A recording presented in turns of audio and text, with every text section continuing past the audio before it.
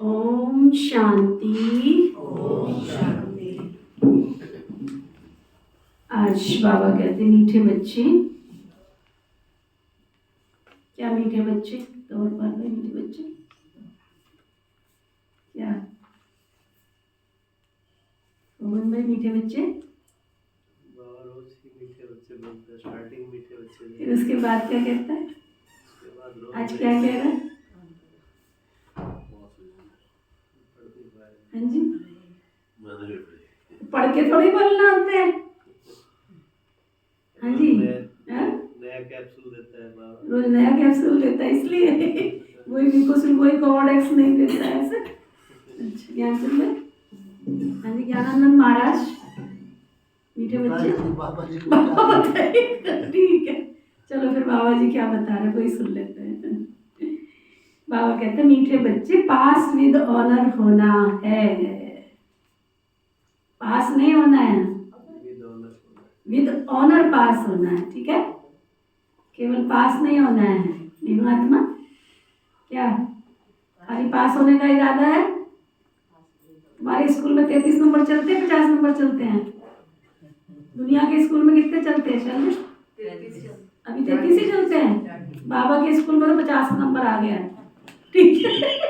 बाबा ने कहा था ना थोड़े दिन पहले कि कम से कम पास होने के लिए कितने नंबर चाहिए?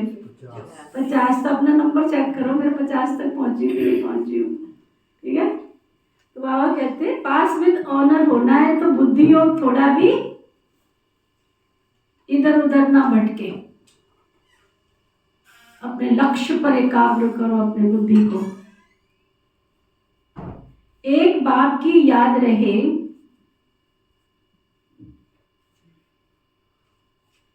देह को याद करने वाले कभी ऊंच पद नहीं पा सकते। अंडरलाइन कर लो, देह को याद करने वाले कभी ऊंच पद नहीं पा सकते। फिर बाबा पूछ रहे हैं सबसे ऊंची मंजिल कौन सी है?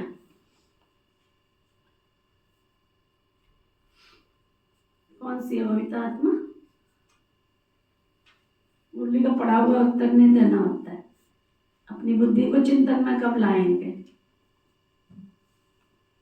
गीत है ना, अपनी चिंतन की धारा बदल दो तो चिंता का रूप मिट जाएगा। अगर हम पढ़ाई बोलते रहेंगे, पढ़ाई सुनते रहेंगे तो अंदर जाएगा नहीं। मथानी को चलाना पड़ता है तब मक्खन निकलता है। एक बात बताओ, दही खाने से ज्यादा शक्ति आती है, मक्खन खाने से ज्यादा शक्ति आती है? सुनील भाई जी, दही में ज्यादा ताकत है या मक्खन में ज्यादा ताकत है? खाने की छोड़ दो क्योंकि डॉक्टर मना करते हैं। दही में है जी। हैं? दही में है, मक्खन में नहीं है। उसमें भी है जी, लेकिन दही से ज्यादा है कि मक्खन से ज्यादा है? हाँ जी। अच्छा, जो कहते हैं दो, देखो दो विचार हो गए यहाँ। जो कहते हैं दही में ज्यादा ताकत है, मक्खन में कम है, वो हाथ उठाओ। एक जना। और बाकी जो कहते हैं मक्खन में ज्यादा ताकत है वो हाथ उठाओ। सर्व सहमति। सहजा ने किसी में भी हाथ नहीं उठाया। दीदी एक में कैल्शियम ज्यादा है, एक में फैट ज्यादा है। दोनों की अपनी अपनी इम्पोर्टेंस है। अच्छा, दोनों की इम्पोर्टेंस अपनी अपनी है। कभी भी इम्पोर्टेंस को नहीं देखा जाता है, इम्पोर्टेंस बाद में आती है, वैल्यू पहले आती है कि किस चीज की वैल्यू ज्यादा है। मार्केट में हम जाएंगे तो हम इम्पोर्टेंस नहीं देखते हैं, हम क्या देखते हैं? किस चीज की वैल्यू ज्यादा है। इम्पोर्टेंस तो तब आती है कि मेरी बॉडी को क्या सूट करता है, और मेरी बॉडी को जो सूट करता है वो मायने नहीं रखता है कि मुझे कीमती चीज लेनी है या सस्ती चीज लेनी है ना। तो अब उस लक्ष्य से बताओ कि वैल्यू किसकी ज्यादा है? तो कहते मक्खन की, वो हाथ उठाओ। तो सर्व सहमति से क्या पास होता है? मक्खन। तो इसलिए अपना चिंतन करो। बाबा की जितनी मुरली आप सुनोगे पढ़ोगे उससे कुछ नहीं होगा। बाबा की मुरली को पढ़ के फिर चिंतन करो, आज बाबा ने ये बात क्यों कही, किसके लिए कही, और इसको हम कैसे अप्लाई कर सकते हैं। जो हमने एक मास एकता और एकाग्रता की बात सुनी वो क्या था कि चिंतन लिखो लिखो लिखो, डायरी में लिखो। 14 साल हमारी दादियों को, दीदियों ने, बाबा ने, ब्रह्मा बाबा ने एकांत में बैठ के लिखवाया, गीत सुनाया और फिर काम देते थे, होमवर्क देते थे कि अब सारा दिन इस गीत पर लिख कर लाना, इस गीत का अर्थ क्या है। और आप लोग सब पढ़े लिखे बैठे, मेरी क्लास में अनपढ़ तो एक भी नहीं है। हिंदी का जब सब्जेक्ट पढ़ते थे तो हमारे टीचर हमको वो लिख कर देते थे, एक कविता या कुछ भी कहते थे, इसका सारांश लिख करके लेके आओ। आपके स्कूल में होता है या नहीं होता है? सप्रसंग व्याख्या है? और क्या बोलते हैं उसको यहाँ पे? कविता तेजी ना, फिर सबस्टेंस बोलते हैं ना इंग्लिश में, सार। सप्रसंग व्याख्या मतलब हाँ, व्याख्या व्याख्या करो इसकी, और फिर उसके बाद कोटेशन लिखो इसका। उसके नंबर होते थे हिंदी में। अब मुझे नहीं पता स्कूल में आजकल क्या होता है। हमारे जमाने में होता था कि सारी इसकी व्याख्या लिखो, फिर उसका सबस्टेंस लिखो, सार लिखो, फिर उसका कोटेशन बनाओ। कोटेशन समझा? पूरी बात का एक लाइन में अर्थ निकालो, एक लाइन। जैसे लास्ट में बाबा मुरली का स्लोगन देता है, वो सारी मुरली का एक सार होता है, जिसको कहते हैं कोटेशन। आज की मुरली का कोटेशन क्या है? कुछ भी याद नहीं रहे तो स्लोगन तो याद रहे। इसलिए बाबा की मुरली का चिंतन करो, जितना चिंतन करेंगे उतना हमारे अंदर जाएगा। शास्त्र कितने हैं, शस्त्र कितने हैं, इससे कोई मायना नहीं रखता है, चाहे तुम्हारे पास एक ही शस्त्र क्यों नहीं है। पुराने जमाने के अंदर ऋषि मुनि क्या करते थे? अपनी तप से शस्त्र तैयार करते थे और फिर वो यूज नहीं करते थे। क्या करते थे? जो युद्ध में जाते थे तो देवताओं को एक से बढ़िया एक जो तपस्या करता था उनको वो शस्त्र मिलते थे, इसलिए उन्होंने उन शस्त्रों का नाम क्या रखा? ब्रह्मास्त्र या दूसरे दूसरे जैसे भी नाम जो भी समय के साथ थे उनके नाम रखे जाते थे। और फिर कहा जाता है इस शस्त्र को कब यूज करना, वो भी एक निश्चित होता था कि ऐसे नहीं यूज कर देना। बहुत गहरी चीज है। तो बाबा क्या कह रहे? आत्मा जीते जी मरकर एक बाप का बने, आत्मा जीते जी मरकर एक बाप का बने और कोई याद ही ना आए। देह अभिमान बिल्कुल छूट जाए, यही है सबसे ऊंची मंजिल। मंजिल ही है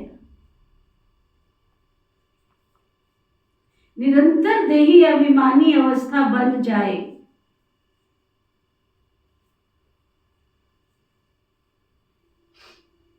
ये है बड़ी ऊंची मंजिल।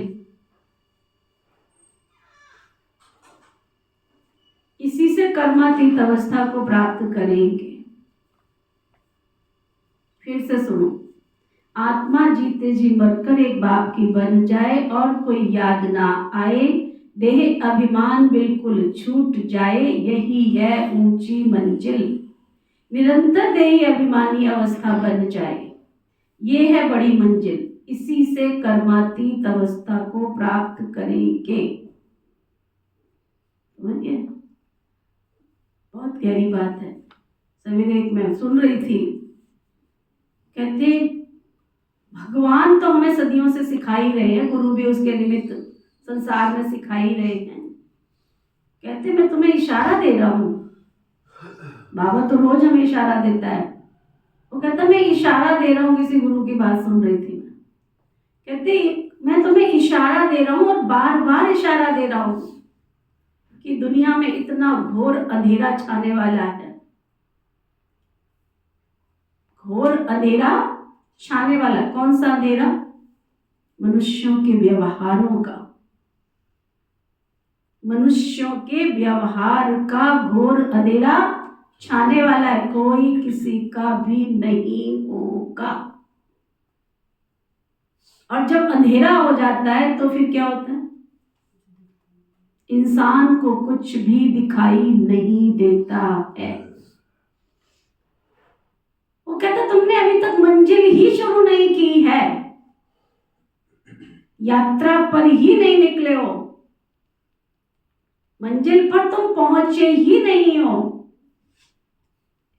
समझा? तो क्या होगा जब रास्ते में अंधेरा आ जाएगा? रास्ते में अंधेरा आ जाएगा तो मंजिल पे पहुंचोगे? तो तुम तो ना भगवान की मानते हो ना गुरु की मानते हो।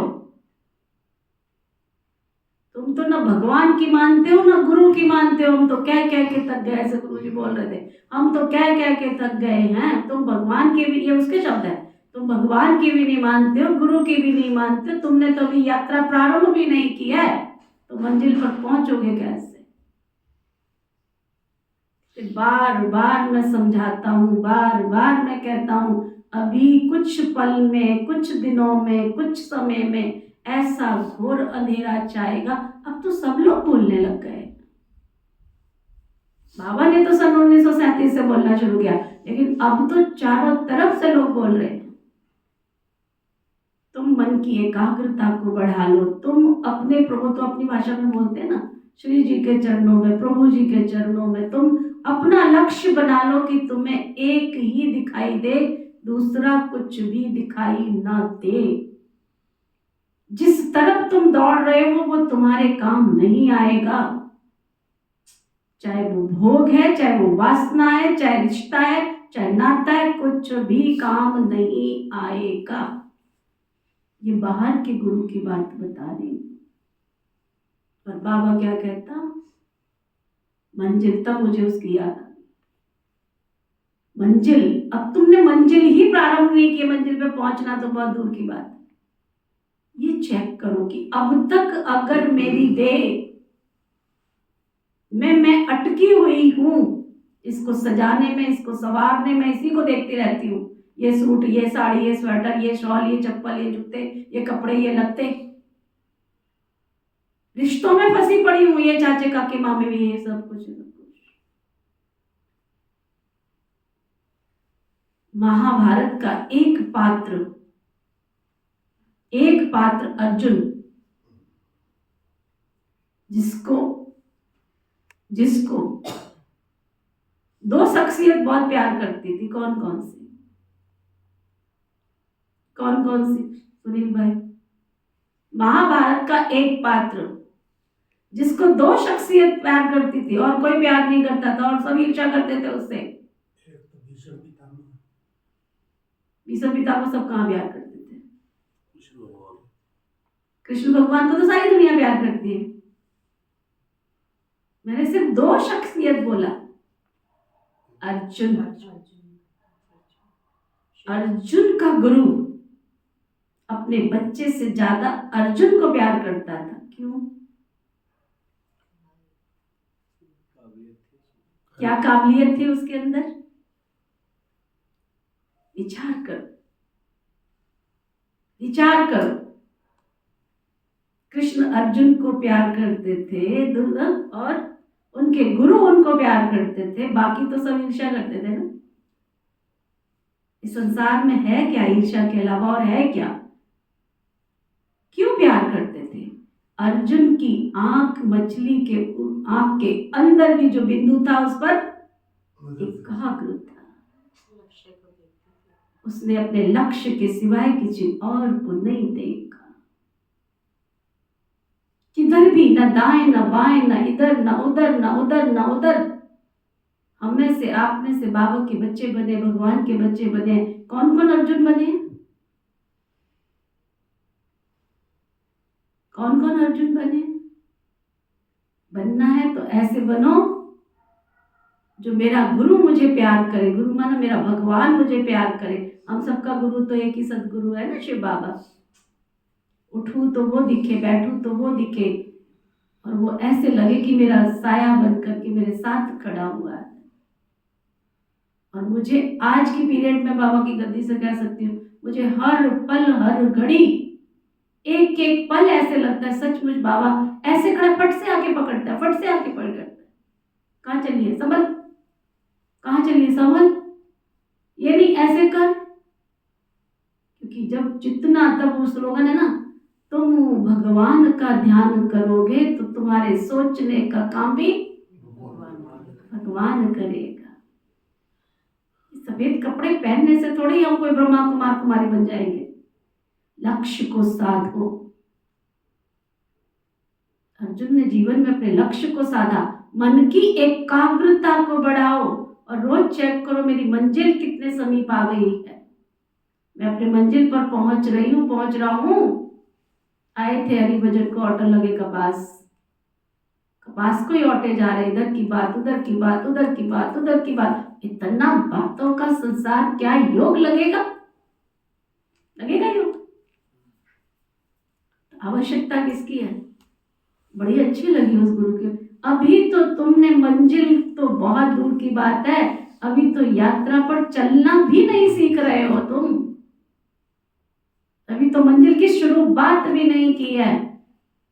और जब चारों तरफ अंधेरा होगा, तुमको कोई नजर नहीं आएगा। जिसके लिए तुम अपना तन, अपना मन, अपना धन, अपना समय, अपना संकल्प लगा रहे हो, वो कुछ भी काम नहीं आएगा।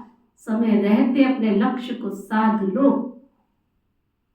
लक्ष्य नहीं है जिनके जीवन में, वो यूं ही रह जाते हैं जैसे लाख हजारों पत्ते निश्चित पानी में बह जाते हैं। हम में से, आप में से हमें भगवान मिला है, कहीं ऐसा ना हो दुनिया के अंधेरे में हमें खो जाएं और लोग कहें तुम तो इतने साल से भगवान के दर पर जाते थे, तुमने भी नहीं पहचाना था। तब बाबा का मुरली का सार, मुरली का प्रश्न का उत्तर खाली लिखो नहीं डायरी में। मन की एकाग्रता को बढ़ाओ। रोज सुबह दोपहर बार बार अपने मन से बातें करो। हे मन मंत्री, जिधर तुझे नहीं जाना है, आज्ञा नहीं है, बैठ चुप करके। जिन बातों को मुझे सोचना नहीं है, मत सोचो। जिन रास्ते पर मुझे नहीं जाना, नहीं जाना माना नहीं जाना है। मेरी प्रभु की आज्ञा के बिना मैं एक कदम भी नहीं बढ़ा सकती हूँ। इतना जब प्रभु की आज्ञा पर चलेंगे, फिर देखो वो कैसे गोदी में उठा उठा के घूमेगा। समझा ना? गोदी में उठा उठा। आपका बच्चा आज्ञाकारी हो तो, आपका बच्चा आज्ञाकारी हो तो क्या करोगे? उसकी हर इच्छा उसके बोलने से पहले पूरी करोगे। और यहाँ सबसे बड़ी आश्चर्यजनक बात है कि वो इच्छा पैदा ही नहीं होने देता है। जब हम उसकी याद में होते हैं तो वो इच्छा पैदा ही नहीं होने देता है। मन की एकाग्रता को, अपने आप को तराश लो। भगवान के घर में आए थे, कीड़े, हाँ, कंकड़, पत्थर, मोती, पता नहीं कहाँ से हम इकट्ठा कर रहे हैं। हम भगवान की डायमंड है, भगवान की मणिया है। तराशो अपने आप को, रोज रोज घसो इसको। तुम किस लिए आए थे? कहाँ जाना है तुम्हें? कौन देश है जाना बाबू? पुरानी दादियां से अभ्यास करती थी, आत्मा से बात करती थी। हे आत्म पंछी, तुम कहाँ उड़ के चले हो? तुम आए किस लिए थे और तुमको जाना कहाँ है? खाली ज्ञान को बाहर से नहीं सुनो, मंजिल पर नहीं पहुंचे। बाहर से सुनते रहेंगे, दिल को टच होती है, कई बातें टच होती है कि अभी तो तुमने जीवन की यात्रा प्रारंभ भी नहीं की है। और कुछ ही समय ऐसा है जब अंधेरा सारी, और दिख रहा है ना हमको, रिश्तों में वो प्यार नहीं है। जहां देखो वहां छल है, जहां देखो वहां कपट है, जहां देखो नकली चेहरा लेकर लोग घूम रहे। एक गीत भी है ना, नकली चेहरा, नकली चेहरा लेकर घूमते हैं लोग, है ना? नकली चेहरा सामने आया, सूरज छुपी रहे। वो अलग चीज, वो अलग गीत है। हाँ, ये वाला गीत तो है, नकली चेहरा सामने असली मूरत छिपी रहे, लेकिन वो एक गीत है। आज के लोग नकली चेहरा लेकर घूमते हैं, आज के लोग। इसलिए अपने आप में बाबा से इतनी बातें करो, मैं और मेरा बाबा, चलो बाबा के पास।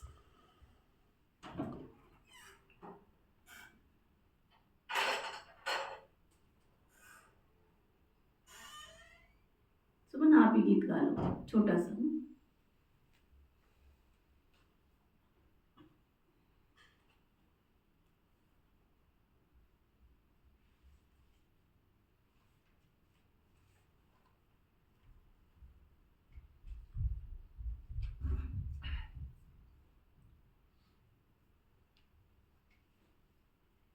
दिल का अब संकल्प यही है, बाबा तुमसा बनना ही है।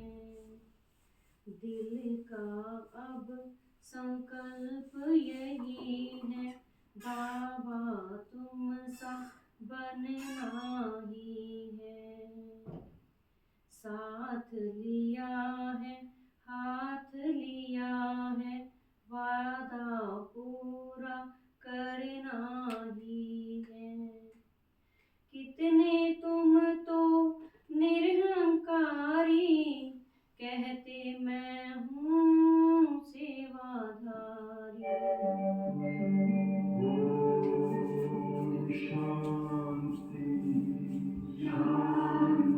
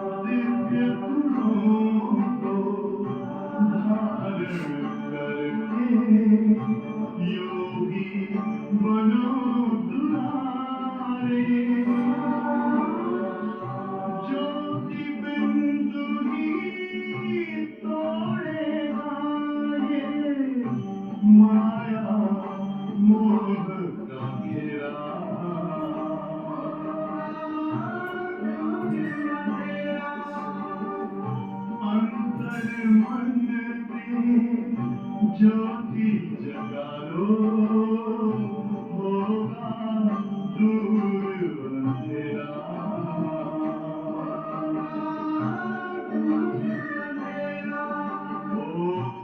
शांति ओम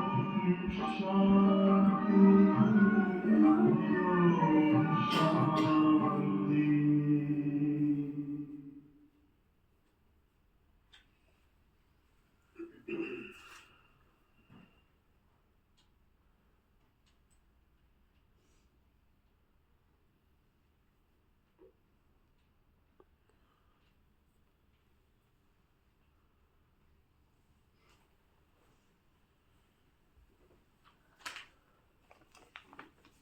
चलो, तो बाबा कह रहे थे अपनी मंजिल को तय करो, और मंजिल क्या है? आत्मा जीते जी मर करे बाप का बन जाए, बस एक बाप के सिवाय और कोई याद ना आए। प्रैक्टिकल देखा आपने? प्रैक्टिकल देखा? आज्ञा किसको कहते हैं? देखा अभी? क्या देखा? गीत गाने के लिए। और यहाँ से आज्ञा मिली उसको गीत गाने की, ऊपर से आज्ञा मिली गीत बजाने की। समझ में आया? पास कौन हुआ? पास कौन हुआ? दोनों ही हो गए, क्योंकि वो तो सामने बैठी है, उसको अपने टीचर की आज्ञा मिली। उसने ये नहीं देखा कि गीत शुरू हो गया तो मुझे नहीं बजाना चाहिए, आज्ञा मिली है।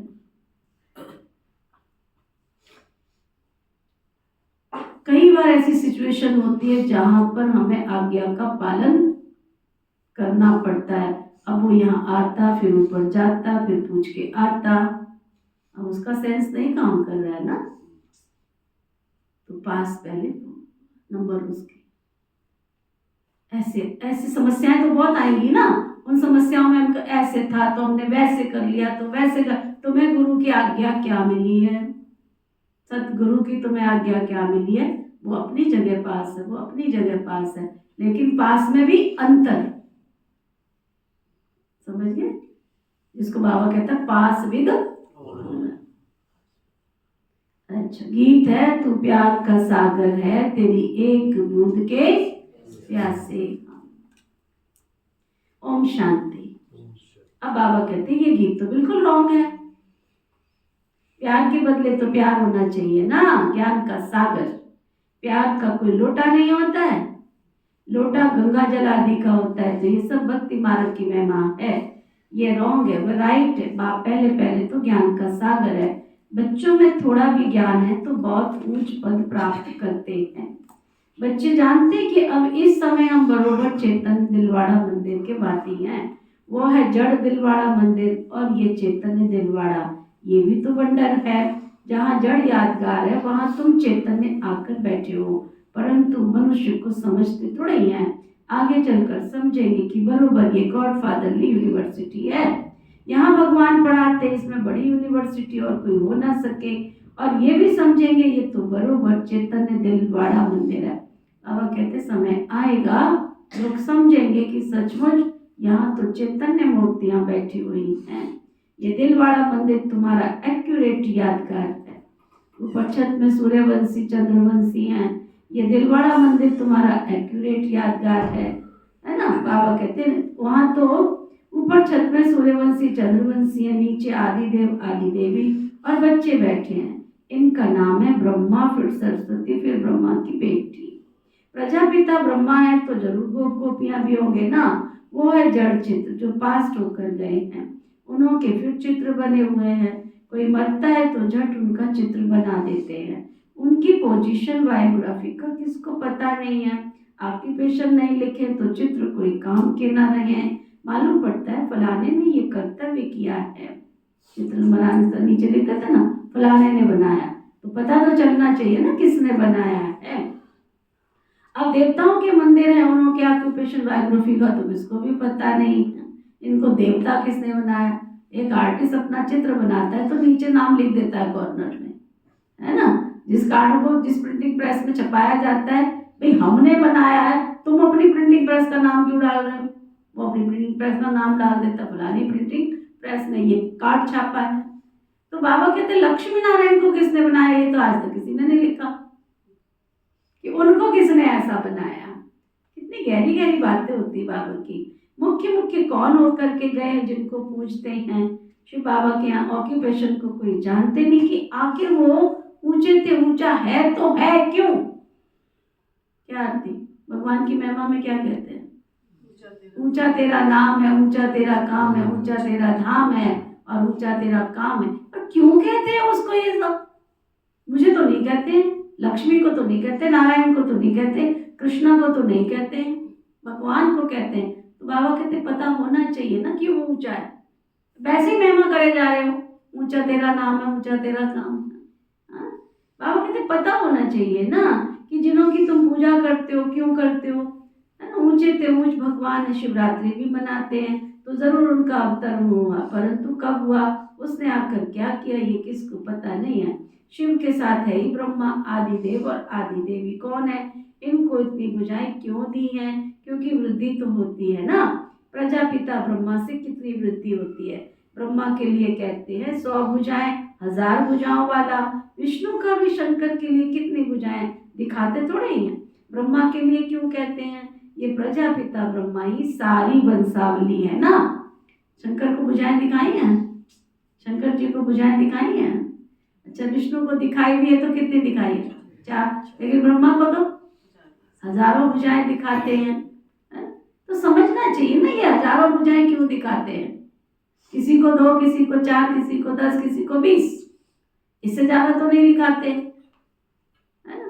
रावण को भुजाएं दिखा देते हैं इतनी सारी, लेकिन पैर तो 2 ही दिखाते हैं ना उसके, सिर दिखा दिए 10, लेकिन ब्रह्मा को 4 मुख दिखाने के बाद फिर इतनी भुजाएं क्यों दिखाते हैं। बाबा कहते हैं ये प्रजापिता ब्रह्मा ही सारी वंशावली है ना। ये बाहों की बात नहीं है, सारे विश्व की ये बाहों की बात नहीं। सारा विश्व किसने स्थापन किया, ब्रह्मा ने। किसके द्वारा, शिव बाबा के द्वारा। कब किया ये कोई जानते नहीं है, बल कह देते हैं हजारों भुजाओं वाला ब्रह्मा, परंतु अर्थ थोड़ा ही समझते हैं। अब तुम प्रैक्टिकल में देखो ब्रह्मा की कितनी भुजाएं हैं, ये है बेहद की भुजाएं। प्रजापिता ब्रह्मा को तो सब मानते हैं ना, परंतु ऑक्यूपेशन को नहीं जानते। आप देखो एक एक बाबा के बच्चे में कितनी विशेषताएं छपी हुई। जरूर अपना अपना चिंतन है। आप तो चले गए थे कल, इतनी सुंदर उस भाई ने क्लास कराई, एक एक चीज में विशेषता देखो। अभी तक तो आपने एक बार भी नहीं सुना उसको, है ना। मैं एक बात करी सुना ही नहीं है उसको। कितनी नई नई चीजें दिल को छूती है। 4 दिन से हम 3 दिन से हम सुन रहे हैं, फिर भी एक एक शब्द जब उसके मुख से निकलता है तो क्या। सुनील भाई आपका एक्सपीरियंस क्या है? बहन जी ये लगता है कि जैसे भगवान उससे बुलवा रहे हैं। हाँ, है ना। अपने एक एक अपना शब्द उसका लगता ही नहीं है। ये है कि भगवान को अगर हम अपने मन में बसाते हैं, प्रैक्टिकल लगता है। बड़े सहज बोलते हैं। मैं तो कितना स्पष्ट शब्दों में कहती हूँ, मेरा जीवन ऐसा हो, मेरा जीवन ऐसा हो जो मांस का लोथड़ा नहीं हो, कि मैं मर गया, बांधा, लकड़ी पे डाला, करा और जाके क्या राम नाम सत्य है। मेरा जीवन ऐसा हो जो मैं अपने कर्तव्य का पालन करते हुए कुछ अपनी यादगार बना के चली जाऊं, कुछ अमर बना जाऊं। खाया पिया सोया बस हो गया काम। कितनी बड़ी बात कही। माउंट आबू में 17,000 के करीब समर्पण भाई है, समर्पित भाई। सब तो नहीं जाते हैं ओलावरवाड़ी में। कौन चांस दे रहा है? अपने अंदर छिपी हुई विशेषता को तुम उभार के सामने लाओगे, कोई हमें आगे बढ़ाएगा नहीं। तुम इस इंतजार में मत रहना कि कोई हमें आगे पुश करेगा, धक्का देगा। तुम अपने अंदर जुनून पैदा करो, मुझे ये कर्तव्य करना है तो करना है, मुझे भगवान का नाम रोशन करना है तो करना है, इस विशेषता से करना है। आज अविनाश को देखो जो आया गीता का, उसने अपने ढंग से शुरू किया। एक एक बाबा के बच्चे की विशेषता है और हम खाली मुरली सुन के जाते हैं, 3 पन्ने पढ़े ऊपर से पलटा। चिंतन करो ना, यूज करो अपनी विशेषताओं को, है ना। जी मैंने एक को इनवाइट करने गया था प्रोग्राम के लिए। अच्छा। तो उसके शब्द थे हाँ कि आपके आश्रम में तो एक से एक दिग्गज पड़े हैं। हाँ, क्योंकि जब भी वो आते देखते नहीं है कि इतने सालों से हम सेवा कर रहे हैं और एक एक स्पीकर आता है, अपना नाम छाप के जाता है यहाँ पर, अपने चिंतन के आधार पर वो तैयार कर रहे हैं, अपने चिंतन के आधार पर, है ना।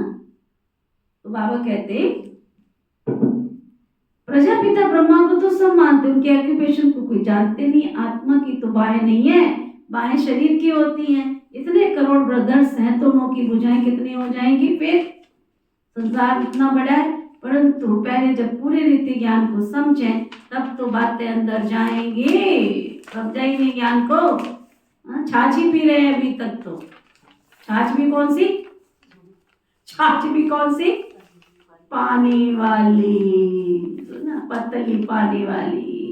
बाबा कहते पहली पहली मुख्य बात एक है, बाप कहते मुझे याद करो और वर्षे को याद करो। फिर ज्ञान सागर भी गाया हुआ है, कितनी अथा पॉइंट सुनाते हैं, इतनी सब पॉइंट्स तो कोई याद रह ना सके, तंत बुद्धि में रह जाता है, पिछाड़ी में तंत हो जाता है ना, मन मनाभव। ज्ञान का सागर श्री कृष्ण को नहीं कहेंगे, वो है रचना, रचता तो एक बाप है ना।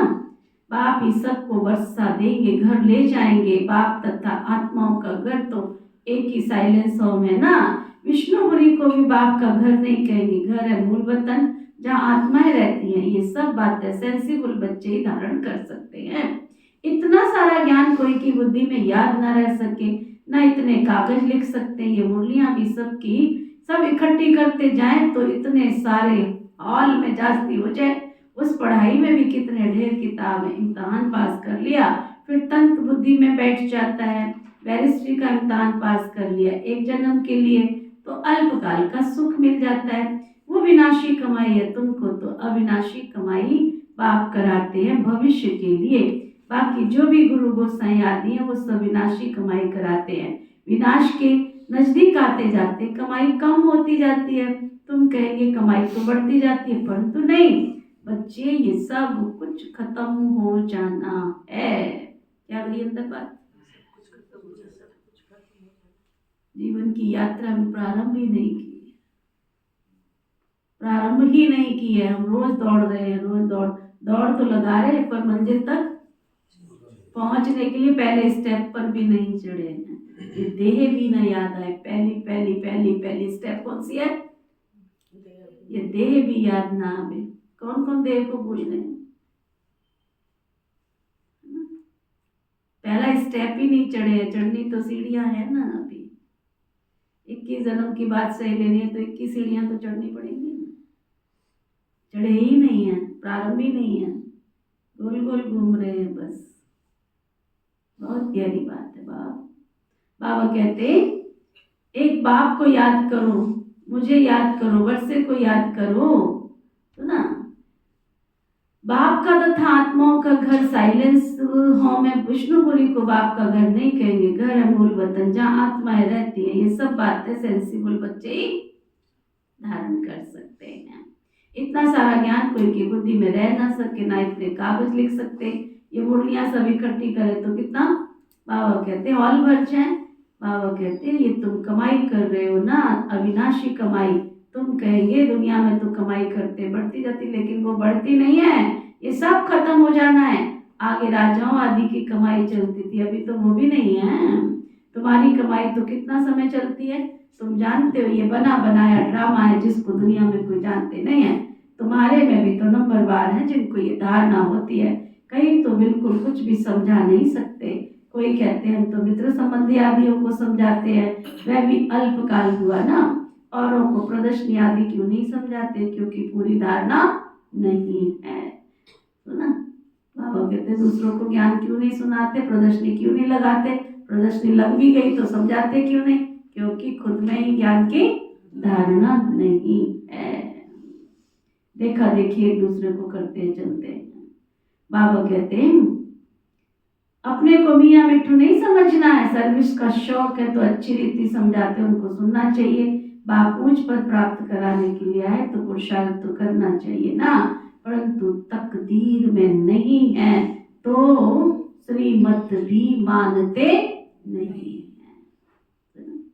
एक बहुत अच्छी बात जब बैठे थे मुख्तार भाई जी के साथ में, कहते मैं आजकल किसी को ज्यादा समझाता नहीं हूँ। वो क्यों? कहते कि जब श्री कृष्ण जी शांति का प्रस्ताव लेके दुर्योधन के पास गए थे तो वहां में सब बैठे थे। क्या उसने भगवान को पहचाना? श्री कृष्ण को पहचाना? क्या उनके उस शांति प्रस्ताव को स्वीकार किया? क्या मांगा था उन्होंने? 5 गांव ही तो मांगे थे, है ना? दिए? नहीं दिए। तो जब वो एक ही घर के 2 सदस्य होकर के, है ना, और फिर ये सिद्ध कर दिया कि अगर अर्जुन इतने प्रश्न नहीं पूछता तो नई गीता का निर्माण कहां से होता? गीता का निर्माण कहां होता? गीता निकलती।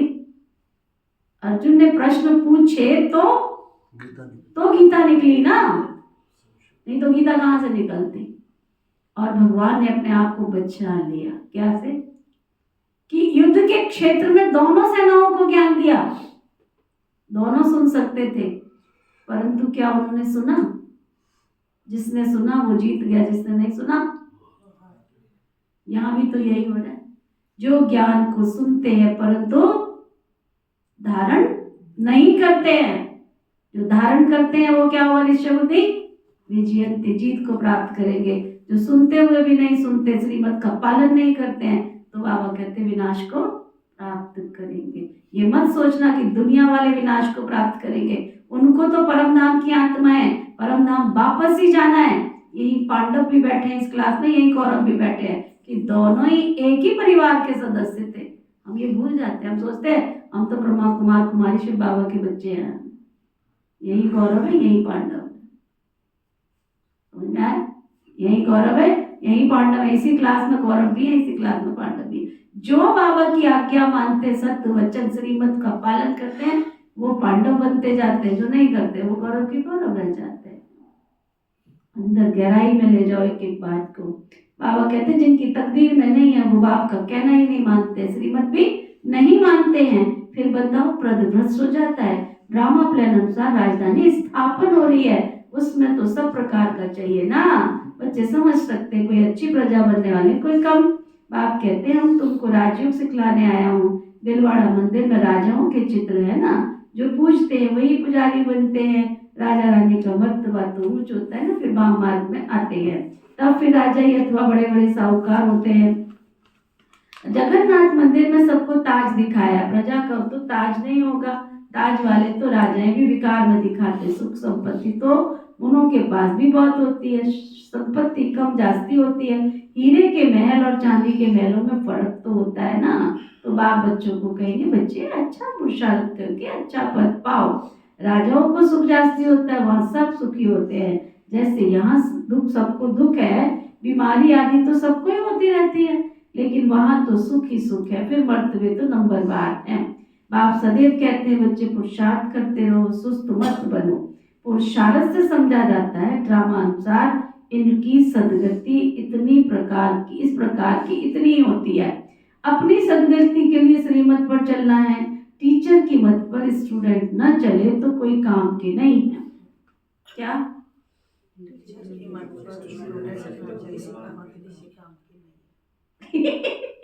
तो काम वाले कितने बैठे हैं इस क्लास में?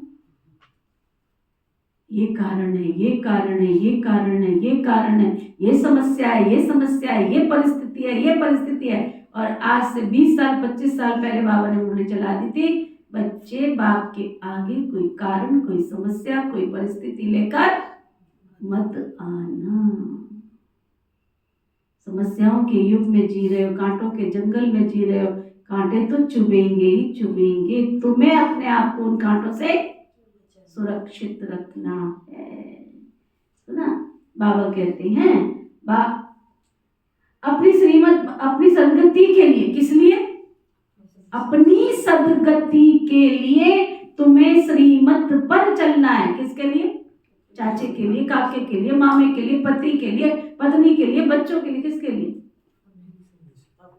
अपनी सदगति के लिए तुम्हें श्रीमत पर चलना है। टीचर की मत पर स्टूडेंट ना चले तो कोई काम के नहीं है।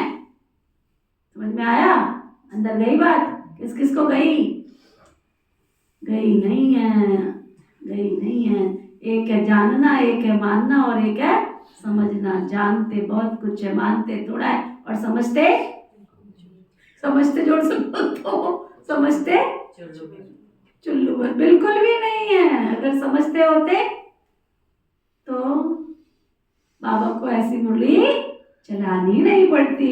अगर कोई कहते हम तो ये नहीं कर सकेंगे, साफ बोल देते हैं, तो बाकी तुम सीखे ही क्या हो? फिर ये बताओ, अगर तुम नहीं कर सकते, बाबा जो तुमको कह रहा है, तो फिर तुम सीखे ही क्या हो? ये सीख कर होशियार होना चाहिए ना। जो कोई भी कहे ये समझाते तो बहुत अच्छा है, परंतु आत्मा जीते जी मर कर एक बाप की बन जाए और कोई याद ना आए उसको, देह अभिमान छूट जाए, ये ऊंची मंजिल है। सब कुछ भूलना है, पूरी देही अभिमानी अवस्था बन जाए, ये बहुत बड़ी मंजिल है। वहाँ आत्माएं है ही अशरीरी, फिर यहाँ आकर देह धारण करती, अब फिर यहाँ से इस देह में होते हुए अपने को अशरीरी समझना है। ये बड़ी मेहनत है। अपने को आत्मा समझ कर्मातीत अवस्था में रहना है। सर्प को भी अक्ल तो है ना, पुरानी खाल छोड़ देते हैं तो तुमको देह अभिमान में कितना, देह अभिमान से कितना बाहर निकलना है। सर्प को भी अक्ल है कि अपनी परिपक्व अवस्था होते हुए चमड़ी को उतार के फेंक के नहीं ले लेता है। तुमको भी अपने देह अभिमान से बाहर निकलना है। गीत है ना, दुनिया चाहे मुझे जंगली कहे, कहती रहे। दुनिया से मुझे क्या लेना, क्या फर्क पड़ता है दुनिया वाले जो कहते हैं, कहने दो। मुझे तो केवल इस संगम युग पर क्या क्या कपिल भाई, ऐसे कब बनोगे? दुनिया तो बहुत कुछ कहेगी, अभी तो बहुत कुछ कहेगी। कहते हैं जी, कहते हैं जी, बहुत कहेंगे। उनका तो काम ही है खोट निकालना, कमियां निकालना। उनका तो काम है खोट निकालना, कमियां निकालना। वो हमारे बहुत बहुत अच्छे हम सफर हमारे साथी हैं, जो हमारी कमियों को गिनाते हैं और हम पुरुषार्थ में लग जाएं और उन कमियों का चिंतन करें, ये कमी है उसको निकालें। अगर बाहर वाले ने ये बात कही है तो वो मेरा टीचर है, उस कमी को ध्यान दे के निकाल लो। उसको दोषी मत बनाओ कि वो हमको कुछ कह रहा है। परंतु बाबा जो हमको कह रहे हैं, एक बाबा और दूसरा ना कोई। तो बाबा कहते हैं सर्प को भी अक्ल है। मूल वतन में तो तुम आत्म अभिमानी थे, यहाँ देह में आते आत्मा समझना है। देह अभिमान तुम्हारा टूट जाना चाहिए। बहुत बड़ा भारी इम्तिहान है, भगवान को खुद आकर पढ़ाना पड़ता है। ऐसे और कोई कह न सके कि देह के संबंध जोड़ मेरा बनो। अपने को निराकार आत्मा समझो, कोई भी चीज का भान न रहे। माया एक दो की देह में बहुत फंसाती है, इसलिए बाबा कहते हैं साकार को भी याद नहीं करना है। बाबा कहते तुमको तो अपनी देह को भी भूलना है, एक बाप को याद करना है। इसमें बहुत मेहनत है। माया अच्छे अच्छे बच्चों का भी नाम रूप में लटका देती है। फंस पड़ते हैं, ये भाई अच्छा है, ये बहन अच्छी है, फलाना अच्छा, फलानी अच्छी है। मैं तो बहुत भाग्यशाली हूँ बाबा, बहुत भाग्यशाली, बचपन से लेके अब तक। मुझे पता नहीं, बाबा ही प्यार करता है ना, चाहे कोई कितना भी कर ले, हमेशा आता है शुक्रिया बाबा तेरा, शुक्रिया तूने अपना काम करा लिया। बस ठीक है ना, काम करा लिया तूने अपना। अगर उसने किया होता जिसके ऊपर मैं प्रभावित हो रही हूं, तो पहले भी तो करता और ताउम्र करता। बात समझ में आ रही क्या? अगर जिस पे प्रभावित हो रही है वो पहले तो नहीं करता है, पहले भी तो कर लेता, पहले क्यों नहीं आया था, अब क्यों आया? और आजीवन साथ देगा क्या? नहीं देगा ना। तो जरूर भगवान ने करवाया ना उसको बेच करके अपना काम, तो मैं क्यों उसमें प्रभावित हूँ, है ना। बाबा कहते हैं नाम रूप में लटका देती है, ये आदत बड़ी खराब है। शरीर को याद करना ये भूतों की याद हो गई, इसको याद करूँ, ये बहन भाई है, मैं ठीक है ना, आया गया बस, ठीक है, सेवा हो गई, ओम शांति। आपके शहर में कितने लोग आए, कितने आए? नीति बहन का हजारों से संबंध है, हजारों से संबंध है या नहीं? कितना भागती है किसके पीछे, कितने फोन आते हैं, आती तुम तो मेरे पास रहती है, कितने फोन पे बात करती है नीति? No connection, no connection. सेवा किया तुम अपने घर, तुम अपने घर। संबंध ये नहीं है कि तुम उनके साथ चिटक जाओ, संबंध ये नहीं है कि तुम उनके साथ चिटक जाओ। बाबा कहता देह भी याद ना आवे और देहधारी भी याद ना आवे। ओके, तो बाबा कहते हैं ये आदत बड़ी खराब है। अगर किसी में चिटकते हो, लटकते हो, भटकते हो तो ये आदत बहुत खराब है। शरीर को याद करना ये तो भूतों को याद हो गया। हम कहते हैं शिव बाबा को याद करो, तुम फिर 5 भूतों को याद करते रहते हो। देह से बिल्कुल भी लगाव नहीं होना चाहिए। ब्राह्मणी से भी, तो ब्राह्मणी माना ब्राह्मणी जो होती है, ब्राह्मणी से भी सीखना है, ना कि उनके बच्चों नाम रूप में लटकना है। देही अभिमानी बनने की मेहनत है। बाबा के पास भल चाट बहुत बच्चे भेज देते हैं, परंतु बाबा को जरा भी विश्वास नहीं है। समझ में आया? झूठे भी बहुत बाबा के सामने। अब डायरेक्ट थोड़ी कहेगा तुम झूठे हो, डायरेक्ट थोड़ी कहेगा तुम झूठे हो, कहता बाबा को तो जरा भी विश्वास नहीं है, विश्वास नहीं है उसको। कोई कहते हैं हम शिव बाबा के सिवाय उसको याद नहीं करते, परंतु बाबा कहते पाई भी याद नहीं करते। तुम कहते हम उसके सिवाय किसी को याद, वो कहता तुम पाई भी याद नहीं करते हो, है बताओ। कोई कहते हैं हम शिव बाबा के सिवाय किसको याद नहीं करते, परंतु बाबा जानते पाई भी याद नहीं करते। याद की तो बड़ी मेहनत है, कहाँ ना कहाँ फंस पड़ते हैं। देह को याद करना ये 5 भूतों की याद है, इनको भूत पूजा कहा जाता है, भूत को याद करते हैं। यहाँ तुमको तो केवल एक शिव बाबा को याद करना है, पूजा की बात ही नहीं है। भक्ति का नाम निशान गुम हो जाता, फिर चित्रों को क्या याद करना है, तो मिट्टी के बने हुए हैं ना। बाबा कहते ये भी सब ड्रामा में नूद है। अब फिर तुमको पुजारी से पूज्य बनाता हूँ। कोई भी शरीर को याद नहीं करना है सिवाय एक बाप के।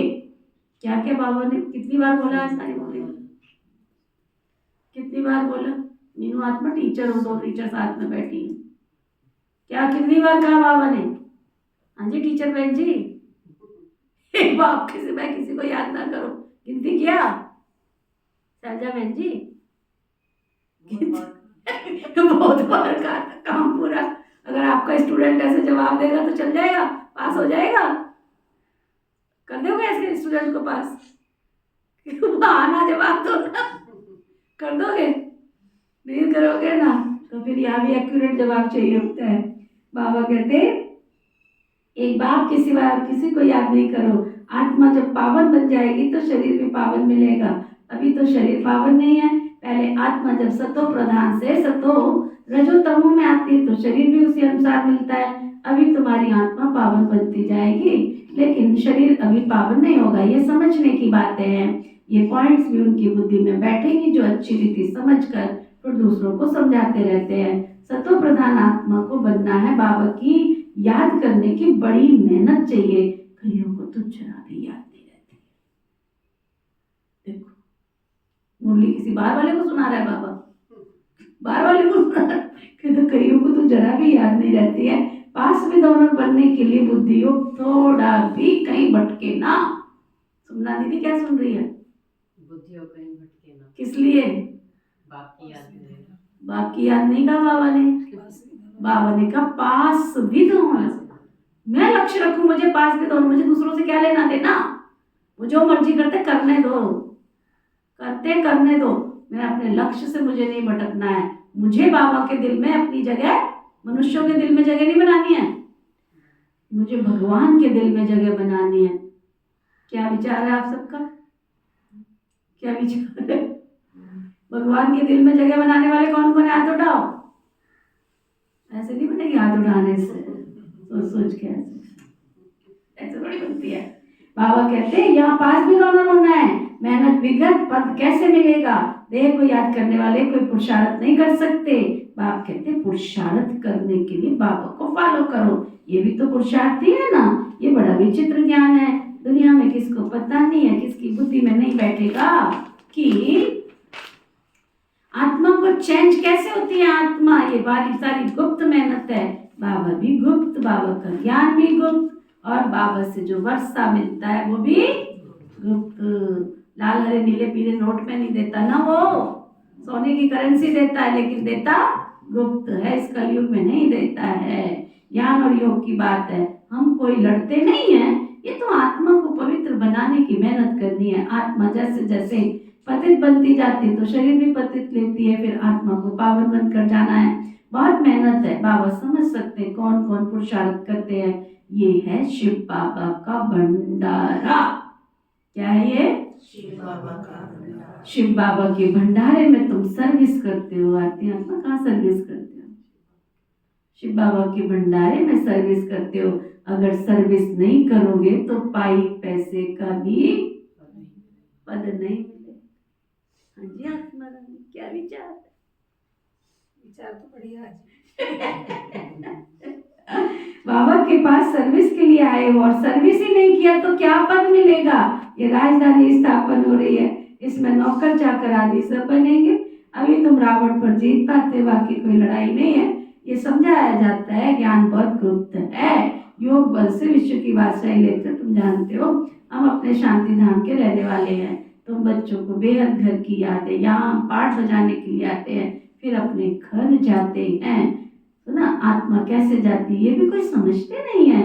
ड्रामा प्लान अनुसार सब आत्माओं को आना ही है। समझा? ड्रामा प्लान अनुसार सब आत्माओं को आना ही है। अच्छा, मीठे मीठे सिकिल दे बच्चों प्रति माता पिता बाप दादा का याद प्यार और गुड मॉर्निंग। रूहानी बाप की रूहानी बच्चों को नमस्ते। हम सब रूहानी बच्चों की दिल व जान सिकवा प्रेम से नमस्ते नमस्ते नमस्ते जी। धारणा के लिए मुख्य सार, किसी भी देहधारी से लगाव नहीं रखना है। किसी भी देहधारी से लगाव नहीं रखना है। शरीर को याद करना भी भूतों को याद करना है। इसलिए किसी के नाम रूप में नहीं लटकना है।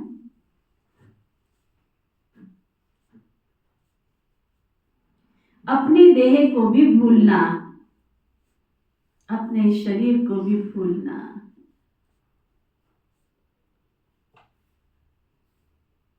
भविष्य के लिए अविनाशी कमाई जमा करनी है।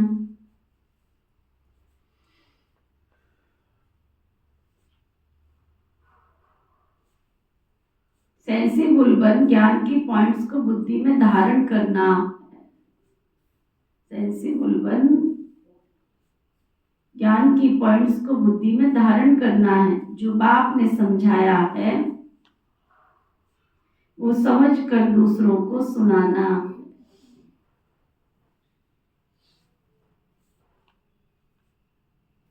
भविष्य, अच्छा, वरदान सतगुरु प्यारे बाबा का वरदान, कल्प कल्प की विजय की स्मृति के आधार पर, कल्प कल्प के विजय की स्मृति के आधार पर माया दुश्मन का आवाहन करने वाले महावीर विजयी भव। सुना? ये नहीं कि माया से दुबक कर भाग जाए, बल्कि उसका आह्वान करके आ तू मेरे सामने, जीत कर दिखा मेरे से। ऐसे विजयी महावीर बच्चे, महावीर विजयी बच्चे पेपर को देखकर घबराते नहीं हैं, क्योंकि त्रिकालदर्शी होने के कारण जानते हैं कि हम कल्प कल्प कल्प के विजयी हैं। महावीर कभी ऐसे नहीं कह सकते कि बाबा हमारे पास माया को भेजो नहीं, कृपा करो, आशीर्वाद करो, शक्ति दो, क्या करूं, कोई रास्ता तो बता दो। ये भी कमजोरी है, ये भी महावीर तो दुश्मन का आह्वान करते हैं, आओ और हम विजयी बने। सुना, आओ हम विजयी बने। स्लोगन, समय की सूचना है, समान बनो संपन्न बनो। समय की सूचना है क्या? समान बनो संपन्न बनो। आज का व्यक्ति इशारा, एकांत प्रिय बनो, एकता और एकाग्रता को अपनाओ। एकांत प्रिय बनो, एकता और एकाग्रता को अपनाओ। कोई भी सिद्धि के लिए तो एकांत, एक तो एकांत, दूसरी एकाग्रता, दोनों की विधि द्वारा सिद्धि को पाते हैं। जैसे आपके यादगार चित्रों द्वारा सिद्धि प्राप्त करने वालों की विशेष 2 बातों की विधि अपनाते, एकांतवासी और एकाग्रता। यही विधि आप भी साकार में अपनाओ। एकाग्रता कम होने के कारण दृढ़ निश्चय की कमी हो जाती है। एकांतवासी कम होने के कारण ही साधारण संकल्प बीज को कमजोर बना देते हैं। इसलिए इस विधि द्वारा सिद्धि स्वरूप बनो। ओम शांति।